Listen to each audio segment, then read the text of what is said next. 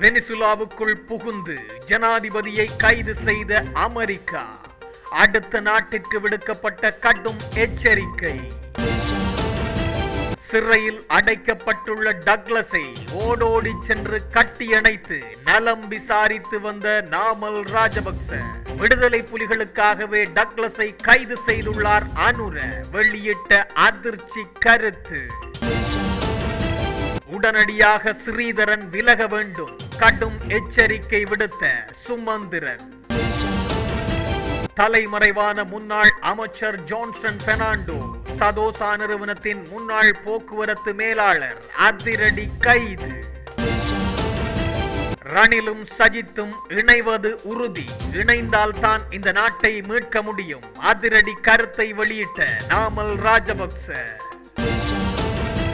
பாதாள உலக குழு ஒன்றின் தலைவர் அவிஸ்கவின் நண்பர் அதிரடி கைது.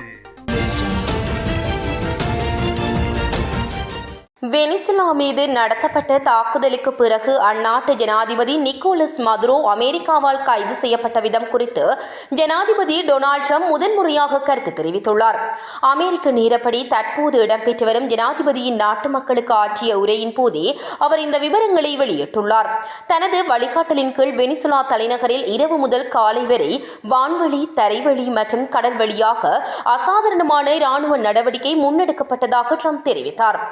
பாதுகாப்பான மற்றும் முறையான அதிகார பரிமாற்றம் இடம்பெறும் வரை வெனிசுலாவை அமெரிக்காவை நிர்வகிக்கும் என அவர் அறிவித்துள்ளார். இதன் மூலம் வெனிசுலா மக்கள் பாதுகாப்பாகவும் வளமாகவும் மாறுவார்கள் என்றும் அமெரிக்காவில் வசிக்கும் வெனிசுலா மக்கள் இதனால் மகிழ்ச்சி அடைவார்கள் என்றும் அவர் குறிப்பிட்டார். மதுரோவுக்கு நேர்ந்த கதி தமக்கும் ஏற்படும் என்பதை வெனிசுலாவின் ஏனைய அரசியல் மற்றும் இராணுவ தலைவர்கள் புரிந்து கொள்ள வேண்டும் என ட்ரம்ப் எச்சரித்துள்ளார். மதுரோ ஒரு சட்டவிரோத சர்வாதிகாரி என்றும் அமெரிக்காவிற்குள் பெருமளவிலான போதைப் பொருட்களை கடத்தியதற்கு அவரே பொறுப்பு என்றும் ட்ரம்ப் குற்றம் சாட்டினார். மதுரோவும் அவரது மனைவியும் தற்போது நியூயார்க் நோக்கி செல்லும் கப்பல் ஒன்றில் இருப்பதாகவும் அங்கு சென்றடைந்ததும் அமெரிக்காவிற்கு எதிரான போதைப் பொருள் கடத்தல் மற்றும் பயங்கரவாத செயல்பாடுகளுக்காக அவர்கள் மீது குற்றச்சாட்டுகள் சுமத்தப்பட்டு விசாரணை நடத்தப்படும் என்றும் ட்ரம்ப் தெரிவித்தார். வெனிசுலாவில் இருந்து வரும் போதைப் பொருட்களில் 97% அமெரிக்கா கடல் வழியாக கண்டுபிடித்துள்ளதாக குறிப்பிட்ட ட்ரம்ப், தேவைப்பட்டால் வெனிசுலா மீது இரண்டாவது மற்றும் அதைவிட பாரிய தாக்குதலை நடத்த அமெரிக்கா தயாராக இருப்பதாகவும் எச்சரிக்கை விடுத்தார். பொதுஜன பெரமுனவின் தேசிய அமைப்பாளர் நாடாளுமன்ற உறுப்பினர் நாமல் ராஜபக்ஷ முன்னாள் அமைச்சர் டக்ளஸ் தேவானந்தாவை சந்தித்துள்ளார். மகர சிறைச்சாலைக்கு நேற்று விஜயம் செய்த அவர் குறித்த சந்திப்பை மேற்கொண்டுள்ளார். முன்னாள் அமைச்சர் டக்ளஸ் தேவானந்தா மற்றும் தற்போது விளக்கமறியலில் வைக்கப்பட்டுள்ள முன்னாள் அமைச்சர் ஜோன்ஸ்டன் பெர்னாண்டோவின் மகன் ஜோகன் பெர்னாண்டோ ஆகியோரை சந்தித்து நாமல் நலன் விசாரித்ததாக தெரிவிக்கப்படுகின்றது. டயஸ்போரா மற்றும் புலம்பெயர் தமிழர்களை திருப்திப்படுத்துவதற்காகவே டக்ளஸ் கைது செய்யப்பட்டுள்ளார் என நாடாளுமன்ற உறுப்பினர் நாமல் ராஜபக்ஷ குற்றம் சாட்டியுள்ளார். டக்ளஸ் தேவானந்தா கைது செய்யப்பட்டு தற்போது மகர சிறைச்சாலையில் விளக்கமறியலில் வைக்கப்பட்டுள்ளார். அவர் மேலும் தெரிவிக்கையில், அரசாங்கம் அரசியல் ரீதியாக திவாலாகி வரும் அதே வேளையில் அரசியல் அடக்குமுறையையும் செயல்படுத்துகின்றது. டயஸ்போரா மற்றும் புலம்பெயர் தமிழர்களை திருப்திப்படுத்துவதற்காகவே டக்ளஸ் கைது செய்யப்பட்டுள்ளார் என நாமல் குறிப்பிட்டுள்ளார். டக்ளஸ் தேவானந்தாவுக்கு இராணுவத்தால் வழங்கப்பட்ட துப்பாக்கிகளில் ஒன்று பாதாள உலக குழு உறுப்பினர் வசம் சென்ற விவகாரம் தொடர்பிலேயே டக்ளஸ் தேவானந்தா அண்மையில் கைது செய்யப்பட்டிருந்தார். குற்றப்புலனாய்வு திணைக்களத்தின் விசாரணை பிரிவினில் கைது செய்யப்பட்ட அவர் கம்பஹா நீதிவான் நீதிமன்றத்தில் முற்படுத்தப்பட்ட பின்னர் எதிர்வரும் 9ஆம் தேதி வரை விளக்கமறியலில் வைக்கப்பட்டுள்ளார். சிறு மற்றும் சிறுபான்மை கட்சிகளை பிரதிநிதித்துவப்படுத்தி அரசியல் அமைப்பு பேரவையில் அங்கம் வகிக்கும் இலங்கை தமிழரசு கட்சியின் பாராளுமன்ற குழு தலைவர் சிவஞானம் ஸ்ரீதரனை அதிலிருந்து ராஜினாமா செய்யுமாறு பணிப்புரை வழங்குவதற்கு கட்சியின் அரசியல் குழு தீர்மானித்திருப்பதாக அக்கட்சியின் பொதுச் செயலாளர் எம். சுமந்திரன் தெரிவித்தார். இலங்கை தமிழரசு கட்சியின் 2026ஆம் ஆண்டுக்கான முதலாவது அரசியல் குழு கூட்டம் நேற்று சனிக்கிழமை பிற்பகல் 2 மணி முதல் பிற்பகல் 4:30 மணி வரை வவுனியாவில் நடைபெற்றது. கட்சித் தலைவர் சி. சிவஞானம் தலைமையில் நடைபெற்ற இக்கூட்டத்தில் அரசியல் குழு உறுப்பினர்களான எம். சுமந்திரன், பானா சத்தியலிங்கம், எஸ். குகதாசன், ராவண்ணா சாணக்கியன், துரைராஜசிங்கம் மற்றும் கலையரசன் ஆகியோர் கலந்து கொண்டிருந்ததுடன் எஸ். ஸ்ரீதரன் மற்றும் குலநாயகம் ஆகியோர் பங்கேற்றிருக்கவில்லை.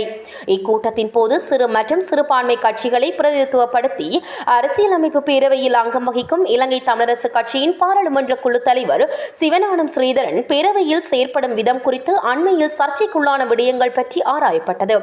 அதன்படி இழப்பீட்டுக்கான அலுவலக உறுப்பினர், கணக்காய்வாளர் நாயகம், தேசிய போலீஸ் ஆணைக்குழு உறுப்பினர் என்பன உள்ளடங்கலாக இதுவரையில் இடம்பெற்ற 8 நியமனங்கள் தொடர்பாக வாக்களிப்பின் போது ஸ்ரீதரன் அரசாங்க தரப்புடன் இணைந்து வாக்களித்திருப்பதாகவும் அவற்றில் சிலர் முன்னாள் ராணுவ மற்றும் பாதுகாப்பு அமைச்சின் அதிகாரிகள் எனவும் இக்கூட்டத்தில் சுட்டிக்காட்டப்பட்டது. அது மாத்திரமன்று, இதற்கு முன்னைய சில சந்தர்ப்பங்களில் அரசாங்கத்துடன் இணைந்து வாக்களித்தமை தொடர்பில் ஸ்ரீதரனிடம் விளக்கம் கோரப்பட்ட நிலையில் அத்தகைய செயற்பாடுகள் தொடர்வதாகவும் கரிசனை வெளியிடப்பட்டது.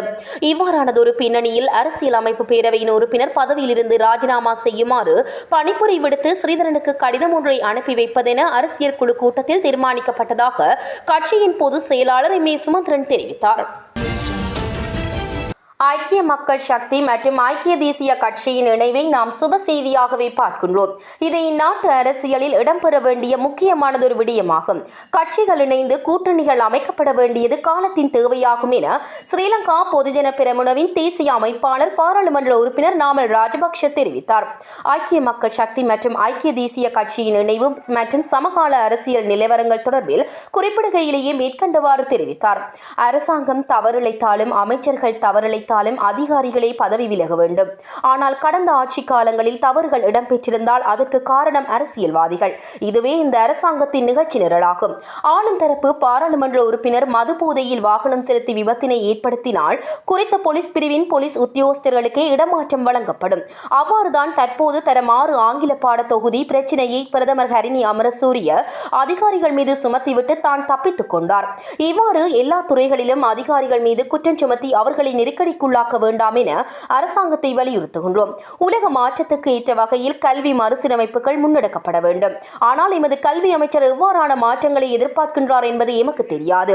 முறைமையில் மாற்றங்களை ஏற்படுத்துவதற்காக கூறியவர்கள் அதற்கு பதிலாக அவற்றை சீரழித்துக் கொண்டிருக்கின்றனர். இவற்றுக்கு ஒத்துழைப்பு வழங்குபவர்கள் எதிர்காலத்தில் அதற்கு பதில் கூற வேண்டிய நிலைமை ஏற்படும். எனவே இனியும் மக்களை ஏமாற்றிக் கொண்டிருக்காது சரியானவற்றை செய்ய வேண்டும். அனர்த்தங்களால் பாதிக்கப்பட்டவர்களுக்கு வழங்குவதாக கூறிய சகல நிவாரணங்களையும் வழங்குமாறு அரசாங்கத்தை கேட்டுக் கொள்கின்றோம். அவற்றை மக்களுக்கு பெற்றுக் கொடுப்பதற்காக எப்போதும் நாம் முன்னிற்போம். ஐக்கிய மக்கள் சக்தி மற்றும் ஐக்கிய தேசிய கட்சியின் இணைவை நாம் சுப செய்தியாகவே நோக்குகின்றோம். இது இந்நாட்டு அரசியலில் இடம்பெற வேண்டிய ஒரு விடயமாகும். கட்சிகள் இணைந்து கூட்டணிகள் அமைக்கப்பட வேண்டும். ஏனைய அரசியல் கட்சிகளை பிளவடைய செய்து அவற்றை கவிழ்க்க வேண்டும் என்ற குறுகிய அரசியல் நோக்கம் எமக்கு இல்லை. எமது நோக்கம் பொருளாதார நெருக்கடிகளில் இருந்து மக்களை மீட்பதாகும். அரசாங்கமும் இதற்கு தயாராக வேண்டும். உலக அரசியலிலும் மாற்றங்கள் ஏற்படுகின்றன. நாடுகளுக்கிடையில் புதிய வர்த்தக ஒப்பந்தங்கள் எட்டப்படுகின்றன. ஆனால் எமது அரசாங்கத்திடம் அவ்வாறு எந்த திட்டமிடலும் இல்லை. இவ்வாறான நிலைமை தொடர்ந்தால் பொருளாதாரம் மேலும் வீழ்ச்சியடையும். இதனை தடுப்பதற்கு அரசாங்கம் நுட்பத்துடனும் முனைப்புடனும் செயற்பட வேண்டும் என்றார்.